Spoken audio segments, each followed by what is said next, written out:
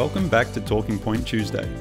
The FFA governance saga is set to come to a head next week as FFA proposes the new makeup of its Congress. FIFA will then decide whether the Congress is sufficiently representative of Australian football's many stakeholders. The Congress is currently made up of 10 voters, the 9 member federations and 1 representative of the A-League clubs, with nothing for the players.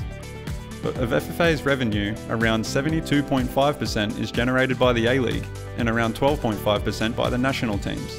So the players are involved in 85% of revenue generated, and the clubs also make a significant contribution.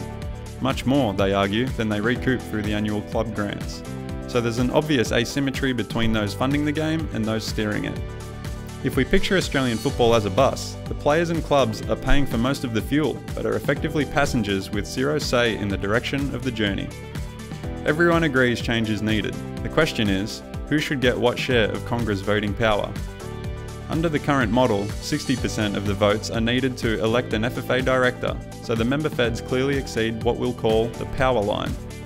Under the FFA's latest proposal, the member feds would retain 9 votes, the clubs would get 4, the players 1, and 2 would be added for women's football, 1 for amateur females and 1 for professionals.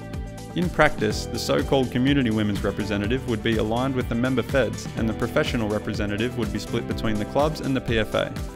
In addition, the power line would be reduced to 50% plus 1. At the heart of the conflict over this proposal is the fact that one voting bloc still has majority power. Critically, this situation creates no incentive to build consensus for the betterment of the broader game.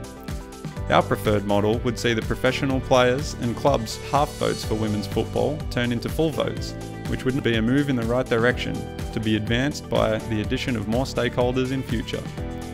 We believe our model gives the players a fairer voice and, just as importantly, is a step towards ensuring their journeys are supported by an aligned and functional football ecosystem at every step. Watch out tomorrow for a special follow-up explaining why the PFA is best positioned to represent the women's game.